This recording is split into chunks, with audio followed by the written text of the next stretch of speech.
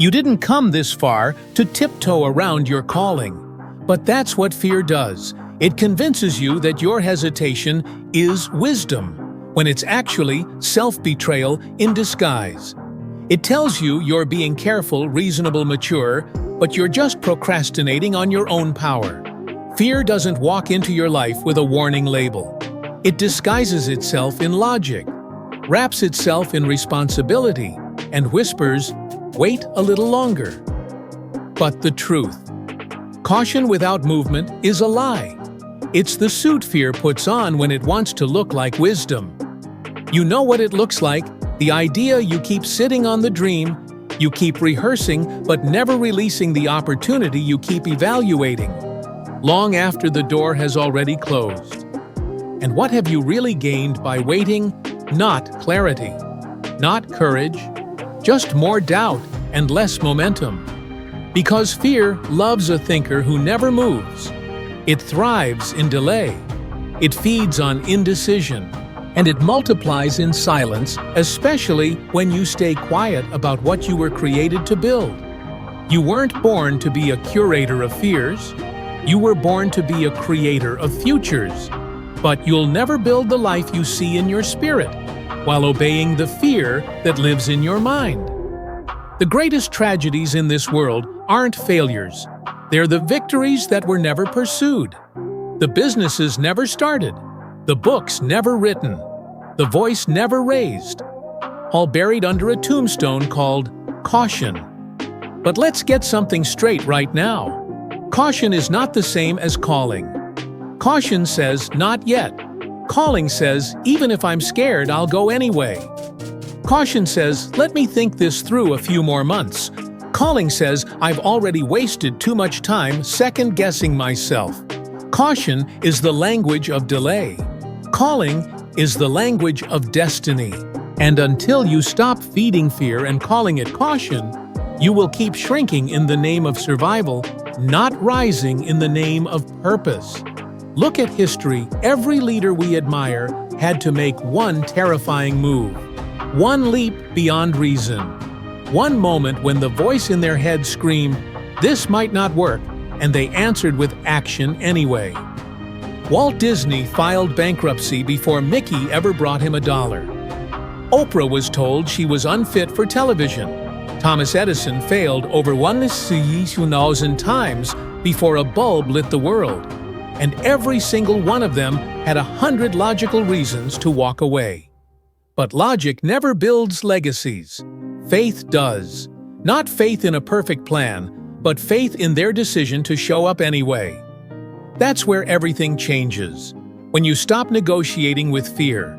When you stop asking fear for permission to live fully. When you stop labeling your inaction as wisdom and start telling the truth. You're not waiting because it's smart. You're waiting because it's safe. But nothing meaningful has ever been born in safety. You want to create something that shakes the world. You want to live a life that wakes people up. Then get uncomfortable. Trade your need for approval for a demand for alignment. Because staying small in the name of caution is the most expensive decision you'll ever make. Not just for you, but for every life your voice was supposed to reach, every soul your purpose was meant to unlock. Every day you hesitate, someone else pays the price. You're not being noble by holding back. You're being negligent with the assignment you were given. And you already know this deep down. You feel it in the tension between your imagination and your excuses. You feel it in the tightness in your chest every time you watch someone else doing what you were born to do. You feel it when the day ends and you realize you moved, but not toward anything that matters. So let's end the illusion right here. You are not playing it safe. You are playing it scared. And the world will never reward fear disguised as strategy. But it will move for boldness. It will bend to decision. It will rise for the man or woman who dares to act while everyone else is still thinking. You want a breakthrough. Make a move before you feel ready. You want peace. Stop dragging the weight of your own potential behind you like a dead thing you're too afraid to bury or too ashamed to carry. You want impact? Then burn the backup plan. Cut off the exit route. And declare right now, I will no longer feed fear and pretend it's caution. I will call it what it is, and I will not obey it. Because the next chapter of your life doesn't need more analysis. It needs a decision. If you're done living stuck, if this stirred something you know you can't ignore, like the video, not for us, but as a signal to yourself that this moment mattered, drop a comment. Let us know what you're breaking free from. Share it. Someone in your life is silently drowning, waiting for a word like this. And most of all, the moment you decide, everything begins to shift. Not because the fear vanishes, but because you stop giving it authority. Fear doesn't have to leave for you to move forward. It just has to stop leading. And that only happens when you reclaim the pen, the one you gave away every time you let fear edit your dreams, shrink your voice, and rewrite your destiny into a dull, forgettable paragraph. You were not born to write small stories. You were born to be the plot twist. But that doesn't come through comfort. It comes through confrontation. You must confront the lie that fear is your protector. Because fear will keep you safe, but only from your own greatness. It will hand you a box. Label it wisdom. Wrap it in comfort. Line it with logic.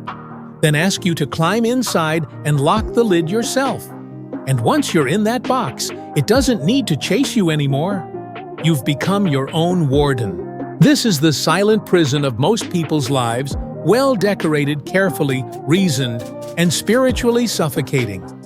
But your soul wasn't made for containment. It was made to conquer. And every minute you obey fear, you betray that design.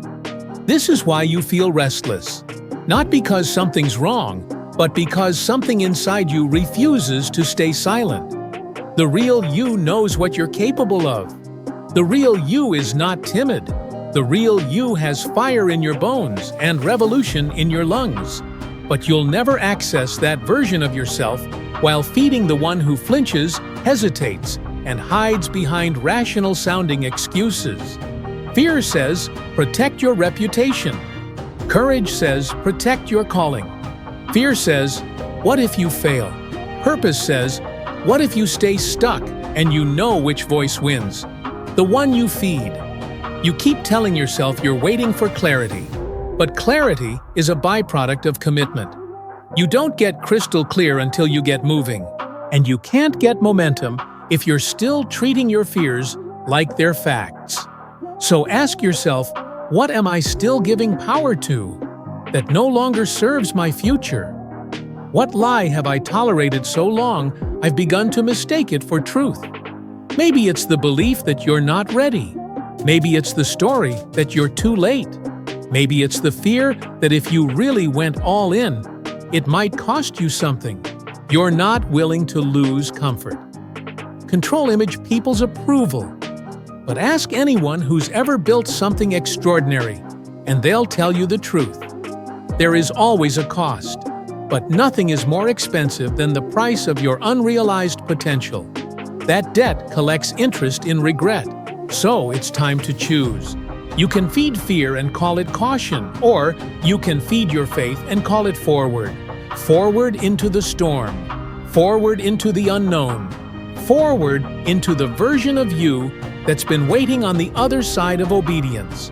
Not perfect obedience, just real obedience. Obedience that moves while trembling, that speaks while unsure, that walks when the map isn't clear because the calling is. You don't need all the answers. You just need to stop lying to yourself about why you're stuck. You're not stuck because God is silent. You're stuck because you've allowed fear to become your translator. You're not waiting on confirmation. You're waiting on courage and pretending they're the same thing. But courage doesn't come in stillness. It comes in motion. So take the step, make the call, launch the project, say the words, move the mountain, burn the excuses, because your legacy is not waiting for the perfect moment. It's waiting for you to stop feeding fear and start fueling the fire. Every breakthrough starts as a breaking point. A place where what's inside of you can no longer coexist with the limits around you. And in that pressure, your truth rises. You feel it when you're sitting in rooms too small for your dreams. You feel it when conversations drain your energy because they don't align with your vision.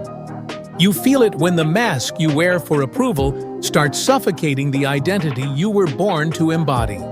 And in those moments, you've got a choice: fit back into the mold, or break it, shrink for their comfort, or rise for your calling. Numb the discomfort, or let it ignite your destiny. The people who change the world don't live cautiously, they live convicted. Conviction doesn't mean you never doubt. It means your belief in what's possible is stronger than your attachment to what's familiar. Look at every great name history remembers: Martin Luther King Jr., Rosa Parks, Nikola Tesla, Helen Keller, Malcolm X, Harriet Tubman. None of them had perfect timing. None of them had flawless plans. What they had was fire, conviction, and the refusal to let fear masquerading as wisdom dictate their next step. You keep waiting for the moment you won't feel afraid. But that's not how courage works. Courage isn't the absence of fear, it's the decision that your mission matters more. And fear knows this. That's why it sounds so reasonable. It doesn't show up screaming, it shows up softly. Like, wait a little longer, let me do a bit more research. Maybe after I save more money. Maybe next season. Maybe after I heal a little more. But months turn into years, and dreams turns into memories of what could have been. Don't let caution become the coffin for your calling.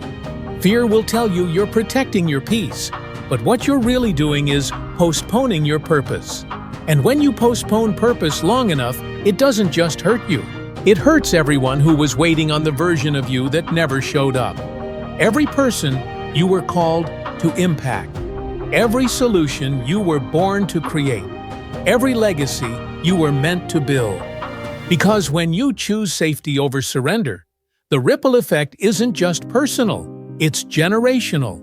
So stop calling it caution. Call it what it is: the slow death of the future that was meant to be. And here's what's wild: your fear doesn't even have to disappear for you to be free. You just have to stop letting it drive. You can still hear it in the back seat. You can even acknowledge it, but don't you dare give it the wheel. Because the longer fear leads, the longer your life reflects someone else's choices. And you were not created to live out someone else's version of safe. You were created to build something that's never been built, to speak something that's never been said, to walk where others tremble. And that requires obedience, not just to a strategy, but to a deeper knowing. The knowing that even when it's hard, it's right. Even when it's lonely, Sal, it's aligned. Even when it costs you, it's worth it. And even when you can't see the outcome, you still move because the calling is louder than the comfort. This is where transformation lives on the other side of fear and the beginning of bold obedience. Not reckless, not impulsive, but ruthlessly aligned. So if this message stirred something in you, don't keep it quiet. Like this video. Share it with someone who's been tolerating too little of themselves for too long. And drop a comment below with the words, "I'm done tolerating smallness." There will come a moment when everything you used to run to no longer works. The distractions will lose their flavor. The coping will lose its comfort. The excuses will lose their power. Because deep down, your spirit knows it's time. Not time to try, but time to move. And that moment is sacred. It doesn't always look dramatic from the outside. Sometimes it's quiet, just you, a mirror, and the undeniable awareness that you can't keep doing life at half volume. Not when you were born to roar. You weren't built for a life of maybe a schedule of almost a future of one-day soons. You were built for alignment, a life where your actions don't just make you successful, they make you whole. But alignment is expensive. It costs you your comfort zones. It costs you your timelines. It costs you your need to be liked, to be validated, to be applauded. And that's why most people never live in alignment. They tolerate a low-grade misery and call it stability. They shrink their potential and call it responsibility. They feed their fear and call it caution again and again until their legacy becomes one of hesitation. But that won't be you. Not anymore. You're waking up now.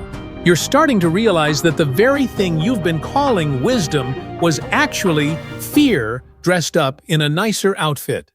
You've been negotiating with your purpose. You've been editing yourself to fit in rooms you were called to change.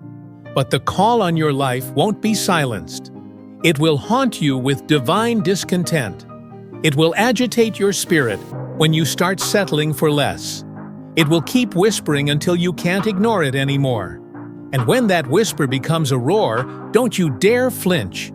Step forward, because obedience is not about certainty, it's about surrender.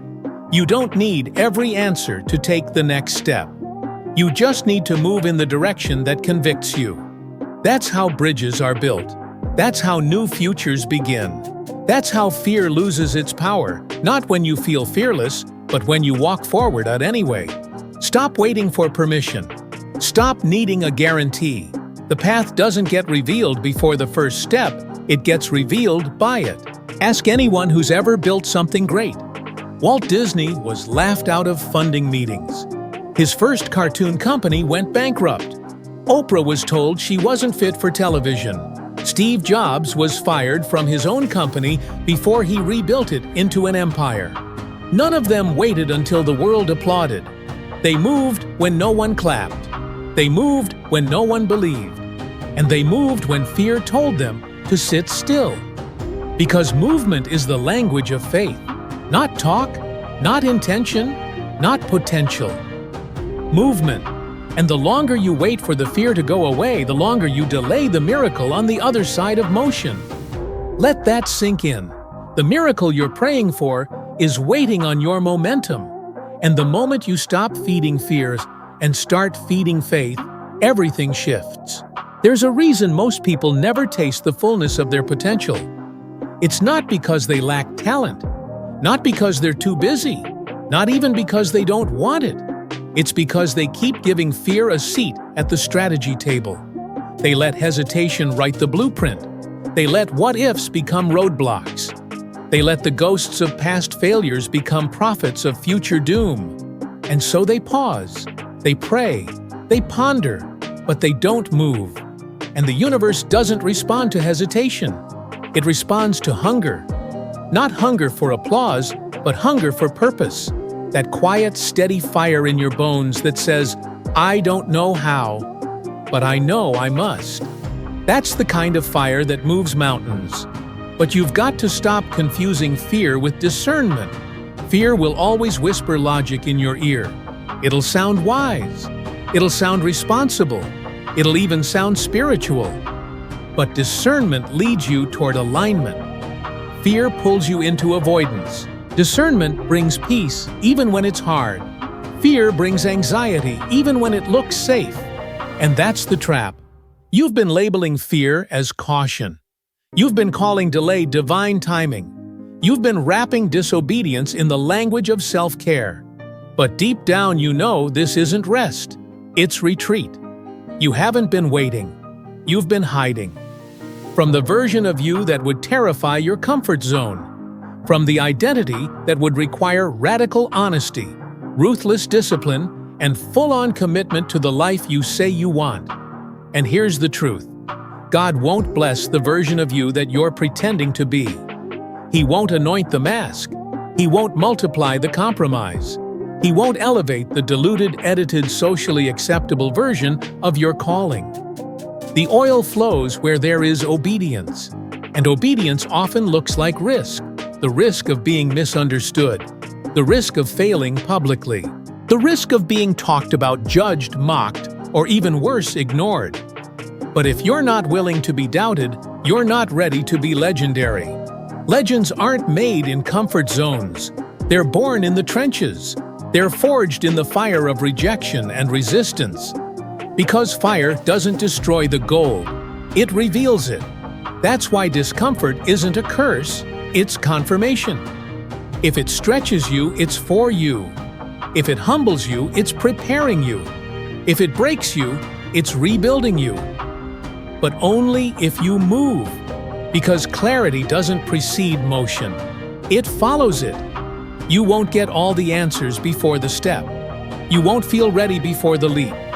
You won't have peace sitting in delay. Peace comes when you obey what you already know is right. And you do know. You just haven't moved yet. But what if today is the day that changes? What if today, instead of feeding fear with overthinking, you starve it with action? What if today you stopped asking, what if it goes wrong, and started asking, what if it goes wildly right?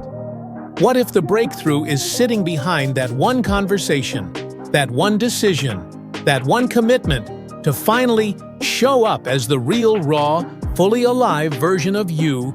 It won't be easy, but it will be worth it. Because obedience won't always feel safe, but it will always be sacred. You think you're waiting for a sign, but what if the sign is the unrest in your spirit? What if the discomfort you've been trying to escape is actually divine agitation, not punishment, but permission?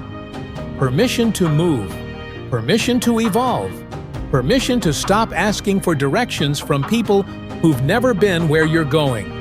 Because here's the truth most won't tell you. Your destiny won't wait for your insecurity to catch up. Your calling won't shrink itself to match your fear. And the future you want won't fit inside the excuses you've been rehearsing. Growth isn't polite. Breakthrough isn't predictable. Purpose doesn't arrive with perfect timing or a step-by-step plan. It crashes in when you're finally fed up with settling. It ignites when you stop treating fear like a guardrail and start treating it like a green light. You weren't designed to avoid risk. You were built to walk on water. But you can't walk on water if your eyes are glued to the waves. You can't launch the vision if you're more committed to your safety than your assignment. You can't become the person who changes the game if you keep playing it safe. Look back at history. Do you think Harriet Tubman had clarity? Do you think Edison had certainty? Do you think Martin Luther King Jr. felt prepared? No. They had one thing: conviction. Conviction that the call was bigger than their comfort. Conviction that the risk was worth the reward. Conviction that if they didn't move, the world would miss something eternal. And the same goes for you. You're not just a creator. You're not just a coach. You're not just trying to make ends meet. You're carrying something sacred, a solution that solves someone else's pain, a message that unlocks someone else's chains, a vision that rewires what's possible for a generation that's drowning in mediocrity. And fear knows it. That's why it's fighting you so hard. That's why every time you get close to launching, posting, speaking, or building, the whisper gets louder. What if you fail? What will they say? Who do you think you are? But the real question is this: what will the world lose if you don't? What potential dies in your silence? What brilliance never sees daylight because you kept waiting for courage to tap you on the shoulder? You don't need more confidence. You need more commitment. Commitment that outlasts the doubt. Commitment that moves even when it doesn't feel qualified. Commitment that knows God doesn't call the equipped. He equips the ones who move. You're not being held back by fate. You're being held back by fear, dressed up as wisdom. You've given fear your loyalty, your energy, your mornings, your months, your momentum. And now it's time to cut off the supply.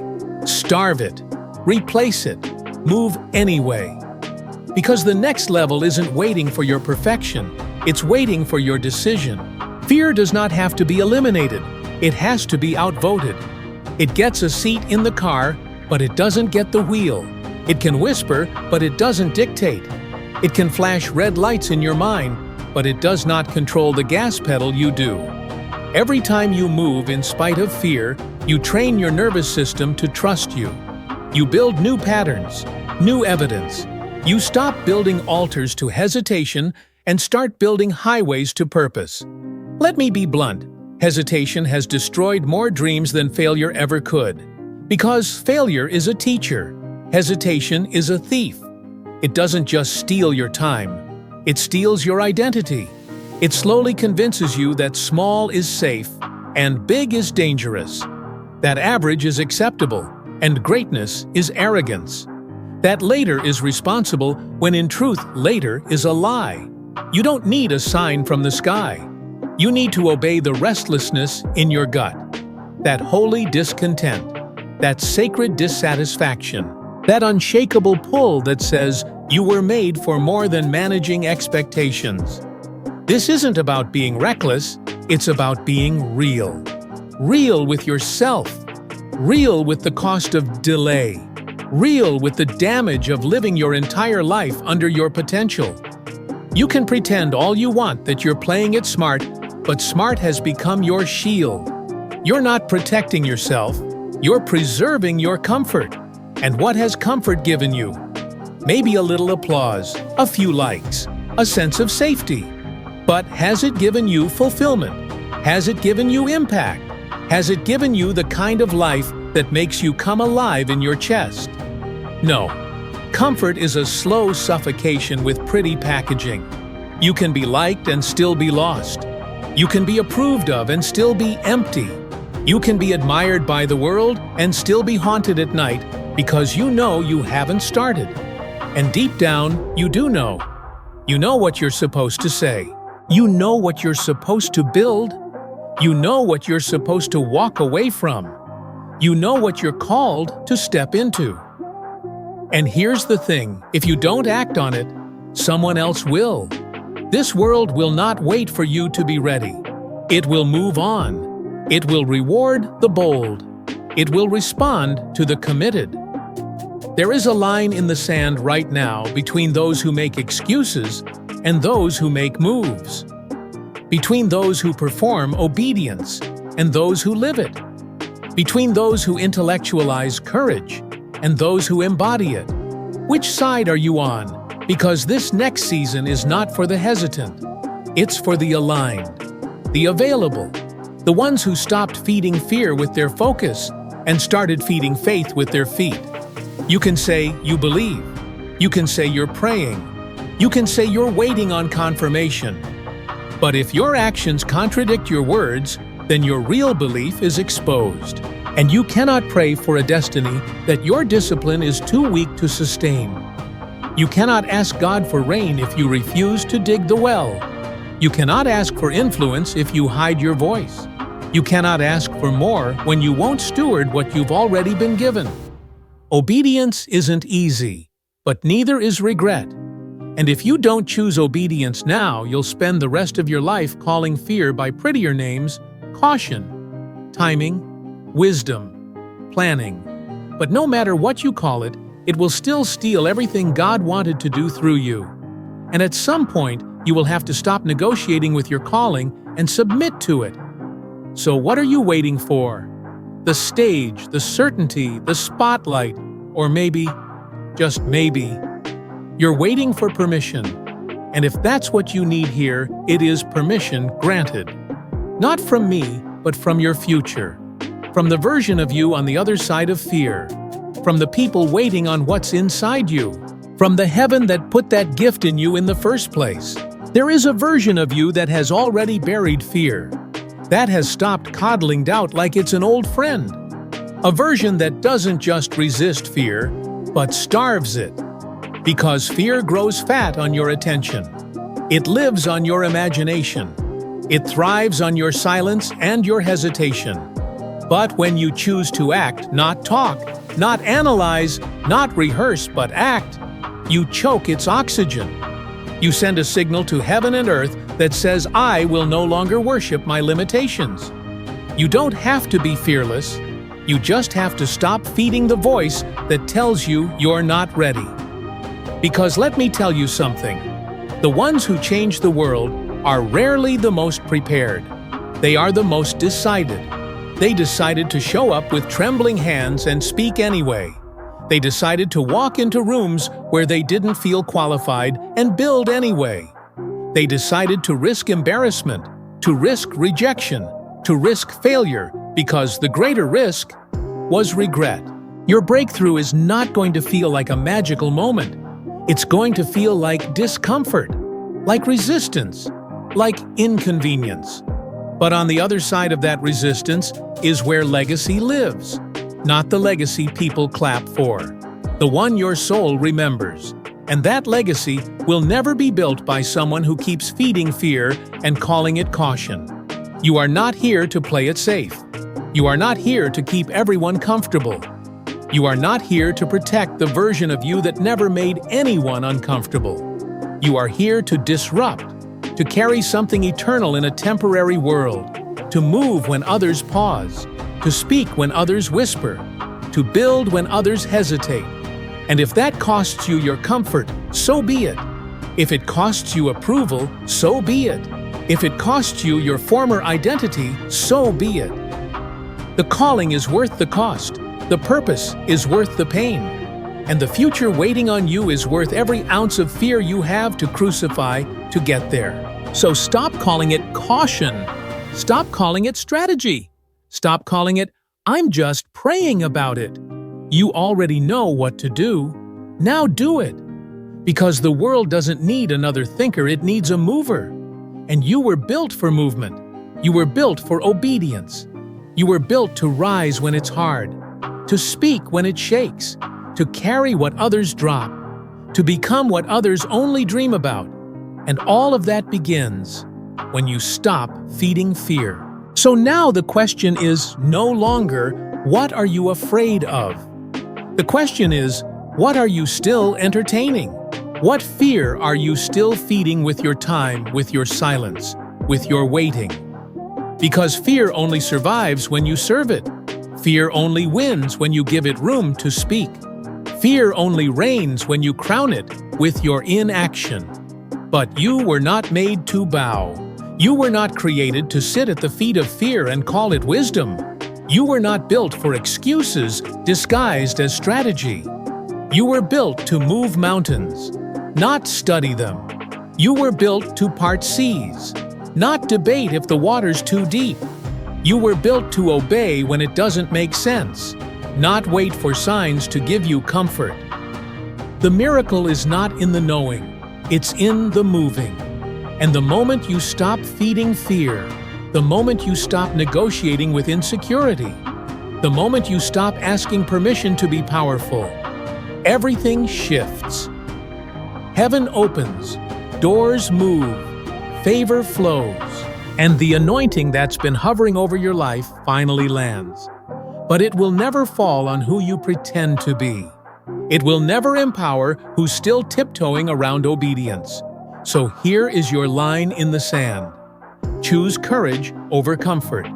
Choose obedience over overthinking. Choose calling over caution. The fear in you is loud because it's scared, because it knows what happens the moment you stop feeding it. It dies, and the real you finally lives. So get up, decide, move, speak, build, become. Your future is not waiting on the fear to go away. It's waiting on you to go anyway. And if you're ready, if you're done playing small, if you're done delaying your own destiny, then don't just feel this message. Live it, because fear only has power when you give it a seat at the table. Today, you flip the table over. Now go.